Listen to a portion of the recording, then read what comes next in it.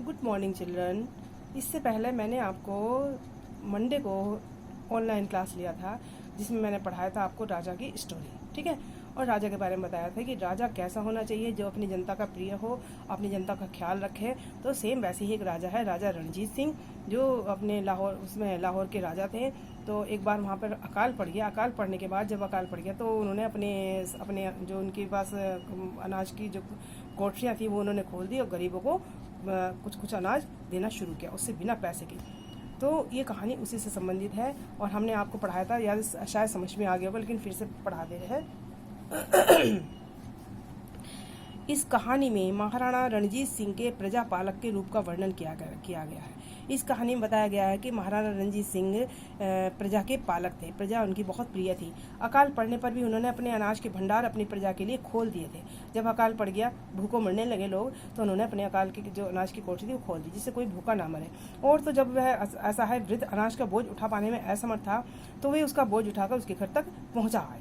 बताइए, कोई राजा पहुंचाता है? कभी नहीं। तो 100 साल में चौक पड़ा। इसके लेखक कौन है? सुदर्शन। तो सुदर्शन ने उससे जब मिले, बोले 100 साल। बोले, मुझे सुदर्शन को कानों पे विश्वास नहीं हुआ कि तुम्हारी उम्र 100 साल। तो उसे विश्वास नहीं हुआ। उन्हें अपनी कुर्सी को थोड़ा आगे सरका कर पूछा, क्या कहा तुमने? 100 साल? तुम्हारी उम्र 100 साल? धोबी ने मेरी तरफ देखा और उत्तर दिया, हाँ बाबू साहब, मेरी उम्र 100 साल है। पूरे 100 साल, ना 1 साल कम ना 1 साल ज्यादा। मगर तुम इतने बड़े मालूम तो नहीं होते। मेरा विचार था तुम 70 साल से ज्यादा नहीं होंगे। नहीं बाबू साहब, पूरे 100 साल खा चुका हूँ, मेरा पूरा 100 साल कंप्लीट हो गया है। सहसा मेरे दिल में एक विचार उत्पन्न। मैंने पूछा, अच्छा भाई धोबी, तुमने सिखों का राज्य तो जरूर देखा होगा। जब तुम 100 साल के हो गए तो सिखों का जो राज्य था वो तुमने जरूर देखा होगा। तो उसने कहा, हाँ देखा है। उस राज्य में तो लोगों की क्या दशा थी, क्या हालत थी, बता सकते हो? तो धोबी ने मेरी ओर देखा और कहा, ठंडी सांस लेकर बोला, मतलब उसके दुख के समय के कारण उसने लंबी सांस ली और बोला, मैं उस जमाने में बहुत छोटा था। सिखों का राज्य कैसा था यह तो नहीं कह सकता, हाँ सिखों का राजा कैसा था यह जरूर बता सकता हूँ। मेरे हृदय में गुदगुदी सी होने लगी। किसके? लेखक के। उसे उत्सुकता होने लगी, आखिर कैसा राजा था। तो तुमने महाराणा रणजीत सिंह के दर्शन किए हैं? जी हाँ, हाँ सरकार, दर्शन किए हैं। क्या कहना, वो बहुत दयालु थे, राजा थे, मगर स्वभाव उनका बिल्कुल घमंड, स्वभाव बहुत अच्छा था, साधुओं जैसा था, और उनमें घमंड नाम की चीज बिल्कुल नहीं थी। मैं आपको एक वाक्य सुनाता हूँ, मेरे साथ जो घटना घटित हुई मैं उसको सुनाता हूँ। शायद आपको उस पर विश्वास ना आए, मगर यह सच्ची घटना है। धोबी कहने लगा, मैं धोबी हूँ, मेरा बाप भी धोबी है। हम उन दिनों लाहौर में रहते थे। हम उस जमाने में जहाँ कपड़े धोया करते थे वह घाट अब खुश्क हो गया है। रावी नदी दूर चली गई है। मैं और उसके साथ ही वे दिन भी दूर चले गए। यानी कि जो उस समय का मेरा राज था, मैं धोबी का काम करता था, मैं बहुत खुश था, लेकिन अब वो दिन खत्म हो गए। मेरी उम्र उन दिनों 7-8 साल की थी जब चारों तरफ अकाल का शोर मचा था, ठीक है। तो लगातार 2.5 साल तक वर्षा ना हुई।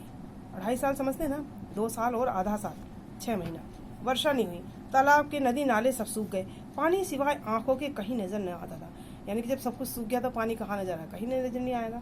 सिर्फ आंखें जैसे पानी से डबडबा रही थी।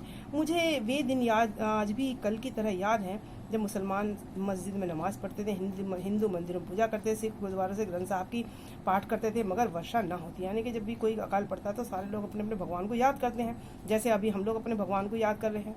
दुनिया भूखों मरने लगी। ऐसा मालूम होता था जैसे प्रलय का दिन निकट आ गया।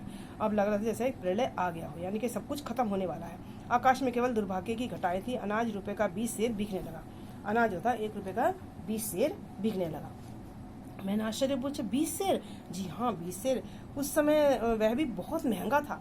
मेरे घर में एक मैं था, एक बूढ़ा बाबा, एक विधवा माँ, 2 बहनें, और इन सब का खाना 4-5 रुपए मासिक से अधिक ना था। मैंने अधिकतावश बात काटकर फिर पूछा। किसने? लेखक ने। उसका धीरज नहीं बन रहा था। उसे लगा कि फिर हमें पूछा कि तो हाँ, तो अनाज बहुत महंगा हो गया।